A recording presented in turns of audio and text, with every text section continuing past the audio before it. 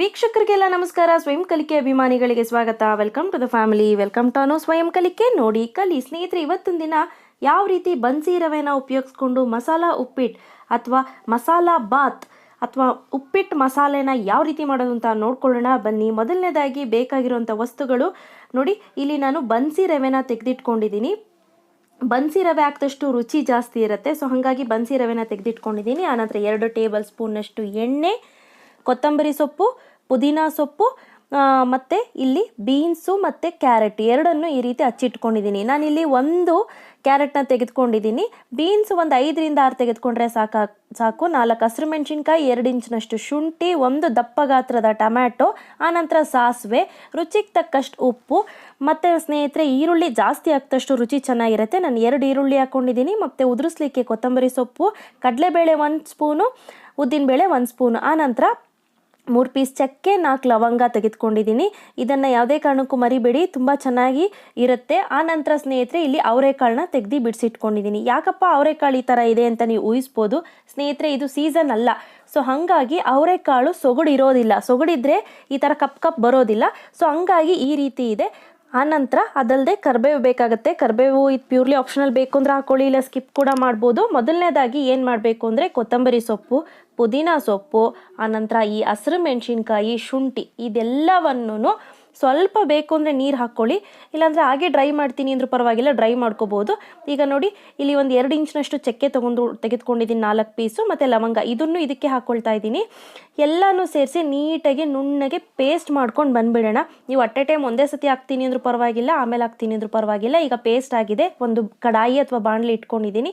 ನೋಡಿ ಮೆಜರಿಂಗ್ ನಾನಿಲ್ಲಿ ಪಾವಲ್ಲೇ ನೀಟಾಗಿ ಮೆಜರ್ ಮಾಡ್ಕೊಳ್ತಾ ಇದ್ದೀನಿ. ಸ್ಟವ್ ಹಚ್ಕೊಂಡಿದ್ದೀನಿ. ಈಗ 1.5 ಕಪ್ನಷ್ಟು ಹಾಕ್ಕೊಂಡ್ರೆ ನಮ್ಮ ಮನೆಗೆ ಎಲ್ಲರಿಗೂ ಸಾಕಾಗತ್ತೆ ಕರೆಕ್ಟಾಗಿ. ಸೊ 1.5 ಕಪ್ನಷ್ಟು ಬನ್ಸಿ ರವೆನ ನಾನು ಹಾಕ್ಕೊಂಡಿದ್ದೀನಿ. ಈಗ ಸಣ್ಣ ಮೀಡಿಯಮ್ ಮತ್ತು ಲೋ ಫ್ಲೇಮರ ನಡುವೆ ಇಟ್ಟು, ಅಂದರೆ ಸಣ್ಣ ಮತ್ತು ಮಧ್ಯಮ ಉರಿಯ ನಡುವೆ ಇಟ್ಟು ಚೆನ್ನಾಗಿ ಇದನ್ನು ಫ್ರೈ ಮಾಡ್ಕೋಬೇಕಾಗತ್ತೆ. ಘಮ ಬರೋ ತನಕ ಫ್ರೈ ಮಾಡಿಕೊಂಡು ನಾನಿಲ್ಲಿ ಒಂದು ಪ್ಲೇಟ್ಗೆ ಟ್ರಾನ್ಸ್ಫರ್ ಮಾಡಿ ಇಟ್ಕೊಳ್ತೀನಿ. ಸೊ ಸ್ನೇಹಿತರೆ ಈಗ ನೋಡಿ ಇದನ್ನು ಸೈಡ್ಗೆ ಎತ್ತಿಟ್ಕೊಳ್ಳೋಣ. ತುಂಬ ಆರಬೇಕು ಅನ್ನೋ ಅವಶ್ಯಕತೆ ಏನಿರೋದಿಲ್ಲ, ಬಟ್ ಆದರೂ ನಾನು ಸೈಡ್ಗೆ ಎತ್ತಿಟ್ಕೊಳ್ತೀನಿ. ಈಗ ಅದೇ ಕಡಾಯಿಗೆ 2 ಟೇಬಲ್ ಸ್ಪೂನ್ನಷ್ಟು ಎಣ್ಣೆ ಹಾಕ್ಕೊಳ್ತೀನಿ. ಎಣ್ಣೆ ಕಾಯ್ತಾ ಇದ್ದಾಗೇ ಸಾಸಿವೆ ಚೆನ್ನಾಗಿ ಚಿಟ್ಕೊಟ್ಟ ನಂತರ ಕಡಲೆಬೇಳೆ ಹಾಕಿ ಒಂದು 2 ನಿಮಿಷದ ನಂತರ ಉದ್ದಿನಬೇಳೆ ಹಾಕ್ಕೊಳ್ಳಿ, ಇಲ್ಲಾಂದರೆ ಸೀದೋಗ್ಬಿಡುತ್ತೆ ಉದ್ದಿನಬೇಳೆ.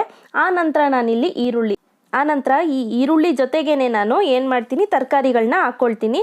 ಆನಂತರ ಅವರೆಕಾಳನ್ನು ಕೂಡ ಇದಕ್ಕೆ ಹಾಕ್ಕೊಳ್ತೀನಿ. ಈವನ್ ಸ್ನೇಹಿತರೆ ನೀವು ಅವರೆ ಬೇಳೆ ಕೂಡ ಹಾಕೋಬೋದು, ಬಟಾಣಿ ಹಾಕೋಬೋದು, ತೊಗರಿ ಕಾಳು ಹಾಕೋಬೋದು, ಎಲ್ಲನೂ ಹಾಕೋಬೋದು, ಚೆನ್ನಾಗಿರುತ್ತೆ. ನೋಡಿ ಕರಿಬೇವು ನಾನು ಈಗಾದರೂ ಹಾಕೋಬೋದು, ಇಲ್ಲ ಅಂತಂದರೆ ಕುದಿಬೇಕಾದರೂ ಹಾಕ್ಕೊಂಡ್ರೂ ನಡೆಯುತ್ತೆ, ಅದು ಪ್ಯೂರ್ಲಿ ಆಪ್ಷನಲ್ಲು.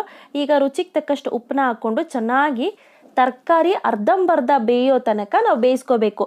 ಸೊ ಹಾಗಾಗಿ ಒಂದು ಲಿಡ್ನ ಕ್ಲೋಸ್ ಮಾಡಿಬಿಟ್ಟು ಮಿನಿಮಮ್ ಅಂದರೂ 5ರಿಂದ 6 ನಿಮಿಷಗಳ ಕಾಲ ನಾನು ಫ್ರೈ ಮಾಡ್ಕೊಳ್ತಾ ಇದ್ದೀನಿ. ನೋಡ್ತಿದ್ದೀರಲ್ಲ, ಈಗ ತರಕಾರಿ ಸ್ವಲ್ಪ ಕಲರ್ ಚೇಂಜ್ ಆಗಿದೆ. ಈವನ್ ಕ್ಯಾರೆಟ್ ನೀವು ನೋಡ್ಬೋದು ಆಲ್ಮೋಸ್ಟ್ 50% ಬೆಂದಿದೆ ಅಂತ ಅಂದಾಗ ನಾವು ಈ ಟೊಮೆಟೊನ ಹಾಕ್ಕೊಳ್ಳೋಣ. ಟೊಮೆಟೊ ಹಾಕ್ಕೊಂಡು ನಾವು ತುಂಬ ಬೇಯಿಸ್ಕೋಬೇಕು ಅನ್ನೋ ಅವಶ್ಯಕತೆ ಇಲ್ಲ.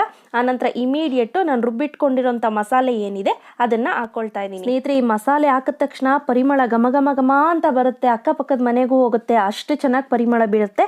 ಆನಂತರ ಇಲ್ಲಿ ನೀವು ನೆನಪಲ್ಲಿ ಇಟ್ಕೋಬೇಕು, 1:2 ರೇಷಿಯೋದಲ್ಲಿ ಯೂಶಲಿ ಉಪ್ಪಿಟ್ಟಿಗೆ ನಾವು ನೀರು ಹಾಕ್ಕೊಳ್ತೀವಿ. ಬಟ್ ಆದರೆ ಬನ್ಸಿ ರವೆ ಮಾಡಿದಾಗ ನಾವು 1ಕ್ಕೆ 2.5 ಅಷ್ಟು ನೀರು ಹಾಕ್ಕೋಬೇಕು. ಸೊ ಈಗ 1.5ಗೆ ನಾನಿಲ್ಲಿ ಆಲ್ಮೋಸ್ಟ್ 4 ಗ್ಲಾಸ್ನಷ್ಟು ನೀರು ಹಾಕ್ಕೊಳ್ತಾ ಇದ್ದೀನಿ, 4 ಗ್ಲಾಸ್ ಆಫ್ ವಾಟರ್. ಸೊ ಈಗ ಕೊನೆ ಗ್ಲಾಸ್ನ ಏನು ಮಾಡ್ತೀನಿ, ಸ್ವಲ್ಪ ಮಿಕ್ಸಿ ಜಾರಲ್ಲಿರುವಂಥ ಮಸಾಲೆ ಎಲ್ಲ ಇರುತ್ತಲ್ಲ, ಸೊ ಹಾಗಾಗಿ ಅಳ್ಳಾಡಿಸ್ಬಿಟ್ಟು ಇದಕ್ಕೆ 2 ಶೇಕ್ ಮಾಡಿಬಿಟ್ಟು ಅಂದರೆ ತೊಳೆದ್ಬಿಟ್ಟು ಅದಕ್ಕೆ ಹಾಕ್ಬಿಡ್ತೀನಿ. ಸೊ ಇದನ್ನು ನೆನಪಲ್ಲಿ ಇಟ್ಕೊಳ್ಳಿ, ಬನ್ಸಿ ರವೆಗೆ ಮಾತ್ರ ನಾವು ನೀರು ಜಾಸ್ತಿ ಹಾಕ್ಕೋಬೇಕು. ನಾವಿಲ್ಲಿ 1.5 ಕಪ್ನಷ್ಟು ರವೆ ತೆಗೆದುಕೊಂಡಿದ್ದೀವಿ, 4 ಕಪ್ನಷ್ಟು ನೀರು ಹಾಕ್ಕೊಂಡಿದ್ದೀವಿ, ಗೊತ್ತಾಯ್ತಲ್ಲ. ಈಗ ಲಿಡ್ ಕ್ಲೋಸ್ ಮಾಡಿ ಚೆನ್ನಾಗಿ ಕುದಿ ಬರಲಿ. ನೋಡಿ ಈಗ ಕುದಿ ಚೆನ್ನಾಗಿ ಬಂದಿದೆ. ಈಗ ಇನ್ ಕೇಸ್ ನೋಡ್ಕೊಳ್ಳಿ, ನಿಮಗೆ ಉಪ್ಪು ಸಾಲಲ್ಲ ಅಂದರೆ ಉಪ್ಪು ಹಾಕ್ಕೊಳ್ಳಿ. ಈವನ್ ಹಸಿರು ಮೆಣಸಿನ್ಕಾಯಿ ಖಾರ ಸಾಲಲ್ಲ ಅಂದರೆ ಈ ರೀತಿ ನಾನು ಹಸಿರು ಮೆಣಸಿನ್ಕಾಯಿ ಹಾಕ್ಕೊಳ್ತಾ ಇದ್ದೀನಿ. ಈ ಮೆಣಸಿನ್ಕಾಯಿ ಖಾರ ತುಂಬಾ ಕಡಿಮೆ ಇದೆ, ಸೊ ಹಾಗಾಗಿ ನಾನಿಲ್ಲಿ ಇನ್ನೂ 1-2 ಹಸಿರು ಮೆಣಸಿನ್ಕಾಯಿನ ನಾನು ಎಕ್ಸ್ಟ್ರಾ ಆ್ಯಡ್ ಮಾಡ್ಕೊಳ್ತಾ ಇದ್ದೀನಿ. ಸೊ ಖಾರ ತುಂಬಾ ಕಡಿಮೆ ಇತ್ತು, ಸೊ ಹಾಗಾಗಿ. ಆನಂತರ ಸ್ನೇಹಿತರೆ ಈಗ ರವೆನ ನೋಡಿಕೊಂಡು ಬನ್ಸಿ ರವೆನ ನಿಧಾನಕ್ಕೆ ಹಾಕೋಬೋದು. ಬನ್ಸಿ ರವೆ ಹಾಕಿದ ತಕ್ಷಣ ಸ್ನೇಹಿತರೆ ಕುದಿ ಬಂತಾ ಇದ್ದಂಗೆ ಒಂದು ಪ್ಲೇಟ್ನ ಕ್ಲೋಸ್ ಮಾಡಿಬಿಟ್ಟು ಮಿನಿಮಮ್ ಅಂದರೆ 5ರಿಂದ 8 ನಿಮಿಷಗಳ ಕಾಲ ಸಾಕು. ಬೇಯಿಸ್ಕೊಳ್ಳಿ. ಒಂದು ಲಿಡ್ನ ಕ್ಲೋಸ್ ಮಾಡಿಬಿಟ್ಟು ರೆಡಿಯಾಗಿದೆ ನೋಡಿ. ಈಗ ಸರ್ವ್ ಮಾಡ್ಕೊಳ್ತಾ ಇದ್ದೀನಿ. ತುಂಬ ರುಚಿಯಾಗಿರುತ್ತೆ ಸ್ನೇಹಿತರೆ. ಈ ರವಾ ಮಸಾಲಾ ಬಾತ್ ಅಥವಾ ರವಾ ಪುದೀನ ಉಪ್ಪಿಟ್ಟು ಅಂತಲೂ ಕೂಡ ಕರೀತಾರೆ. ಸೊ ಇವತ್ತು ನಾನು ಕೊಟ್ಟಂಥ ಮಾಹಿತಿ ನಿಮ್ಗೆಲ್ಲರಿಗೂ ಇಷ್ಟ ಆಗಿದ್ರೆ ಲೈಕ್ ಬಟನ್ ಹಿಟ್ ಮಾಡಿ. ಇನ್ನೂ ಇಷ್ಟ ಆಗಿದ್ರೆ ಶೇರ್ ಮಾಡಿ. ಗೊತ್ತಲ್ವ ನನ್ನ ಚಾನಲ್ ಹೆಸರು ಅನುಸ್ವಯಂಕಲಿಕೆ. ನೋಡಿ ಕಲಿ. ಮತ್ತಷ್ಟು ಈಸಿ ಹಾಗೂ ಇಂಟ್ರೆಸ್ಟಿಂಗ್ ವಿಡಿಯೋ ಒಂದಿಗೆ ಮುಂದಿನ ಸಂಚಿಕೆಯಲ್ಲಿ ಭೇಟಿ ಆಗ್ತೀನಿ. Till then take care. ಬಾಯ್.